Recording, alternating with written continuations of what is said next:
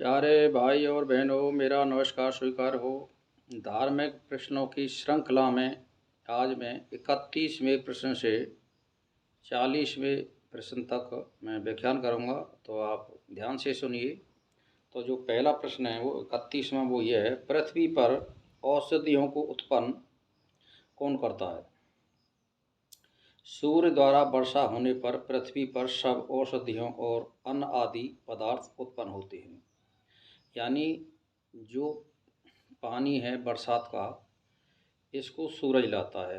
कैसे लाता है? विज्ञान के द्वारा वो गर्मी पैदा करता है, गर्मी से भाप बनती है और भाप से बादल बनते हैं, और फिर सूर्य से वायु चलती है, तो तब ये पानी हमारे पास आता है। तो पृथ्वी में जो पानी नीचे है वो सूरज की कृपा पर ही निर्भर है। अगर बरसात नहीं होगी तो वो भी ख़त्म हो जाएगा। इसीलिए जो सारी चीज़ों को जो हमारे लिए उत्पन्न कर रहा है वो सूरज है। इसीलिए सूर्य देवता है, इसका पूजन करना चाहिए। तो फिर 32वां प्रश्न है, मनुष्य वेदनों का नाश कैसे करे? यानी दुखों का नाश। मनुष्य आत्मसमर्पण के साथ प्राण और अपान वायु को स्थिर करके वेदनों का नाश करे। यानी इसका मतलब ये होता है कि आत्मसमर्पण यानी जो मिल जाए उसी में संतुष्ट रहे और सबरे कर्म अपनी आत्म उन्नति के लिए करे। और रेचक पूरक कुंभक ये प्राणायाम करे, तो इससे क्या होगा कि आपके मन और चित्त पर विजय प्राप्त होगी, तो आपके कलेशों का नाश या दुख अपने आप हो जाएगा। तो 33वां प्रश्न है, प्रकृति को कार्य करने की चेष्टा कौन देता है? प्रकृति को चेष्टा करने की कौन देता है? तो इसका अर्थ है, ईश्वर और जीव अपने सामर्थ्य से सब लोकों और सब कालों में व्याप्त हैं। इन्हीं दोनों से प्रकृति के विविध कर्म प्रकट होते हैं। और ईश्वर महा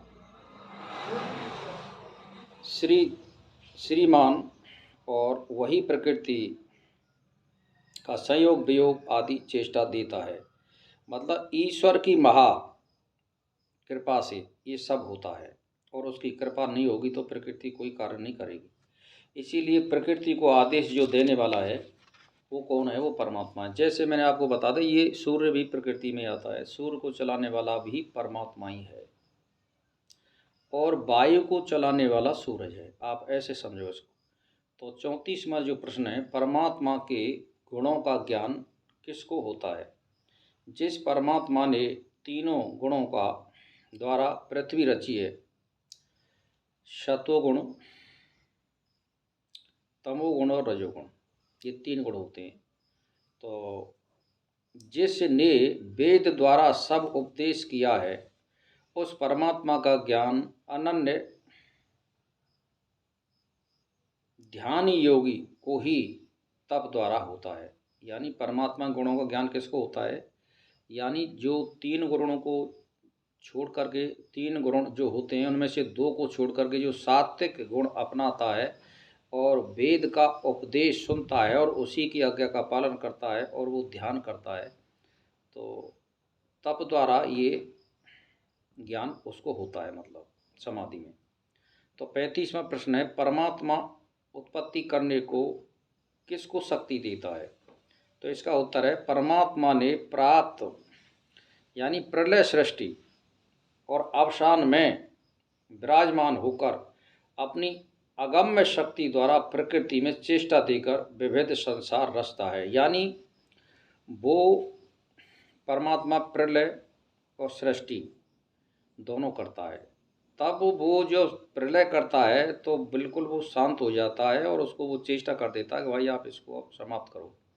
तो प्रकृति कार्य करना बंद कर देती है तो प्रलय हो जाता है। जब वो उसको उत्पत्ति करनी होती है तो प्रकृति के लिए यानी शक्ति देता है कि भाई आप इसमें अब चेष्टा उत्पन्न करो और संसार का रचना करो। तो इस तरह होता है ये। तो 36वां प्रश्न है, 5 तत्वों की अर्थात 5 भूत पृथ्वी जल वायु तेज और वायु और आकाश की उत्पत्ति कहाँ से हुई है? तो सुनिए, पृथ्वी जल तेज वायु और आकाश इन 5 तत्वों की उत्पत्ति छठा जो ब्रह्म है उससे ये पंचभूत प्रकट हुए हैं, यानी ब्रह्म जो होता है यानी जो परमात्मा होता है उससे ही ये प्रकट हुए हैं। उसी की शक्ति से यह जगत बना है, उसी शक्तिमान से यह शक्ति उत्पन्न हुई है। अर्थात वेद जो विद्या है उसमें ये सारे उत्तर दे रखे हैं। तो ये अगर कोई वेद पढ़ेगा तो उनको संतुष्टि पूरी रूप से हो जाएगी। और मैंने तो मुख सार बता रहा हूँ आपको, लेकिन समझाने की चेष्टा कर रहा हूँ, तो इससे भी आप समझ सकते हैं। तो फिर है साहब 38वां प्रश्न, सूक्ष्म और मन कहाँ से पैदा हुए है? सूक्ष्म और मन परमेश्वर के सामर्थ्य थे स्थूल और सूक्ष्म जगत तथा इंद्र अर्थात जीव का दृश्यमान मन की उत्पत्ति से हुआ है। ये है मतलब। तो फिर मनुष्य का मन 39वां प्रश्न है, कल्याणकारी कैसे हो सकता है? जो मनुष्य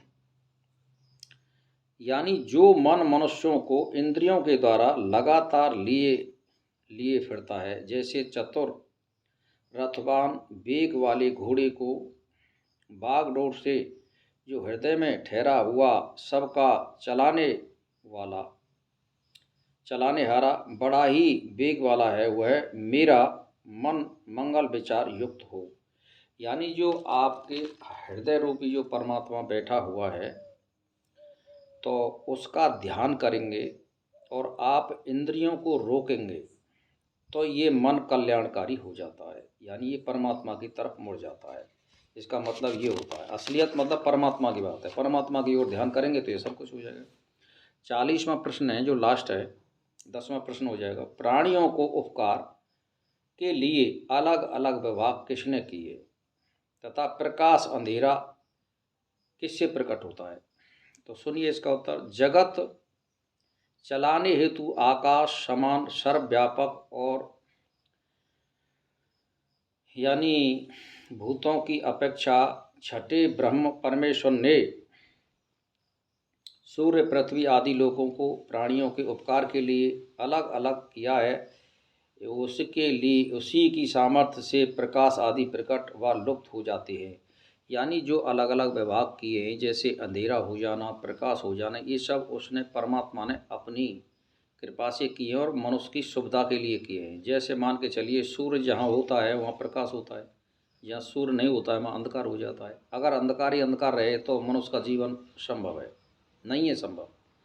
और जहाँ अगर 24 घंटे यानी सूर्य का प्रकाश रहेगा वहाँ भी थोड़ी कठिनाई होगी। तो इसीलिए मनुष्य को रेस्ट भी चाहिए, तो अंधेरा भी चाहिए, तो प्रकाश भी चाहिए। तो परमात्मा ने जो व्यवस्था की है वो इस तरह से की है कि जिससे किसी को कोई कष्ट ना हो। तो आज की जो श्रृंखला है हम इसी को यहीं विराम देते हैं। और मेरा मतलब ये है कि शाम को इनको आप प्रश्नों को सुनिए तो आपको सब कुछ मिल जाएगा और आपका हृदय वो इसको ग्रहण करेगा। और इस वीडियो को शेयर करिए और सब्सक्राइब करिए, क्योंकि अगला वीडियो आपको तुरंत मिल जाएगा। इसी के साथ मेरा प्रणाम स्वीकार होगा।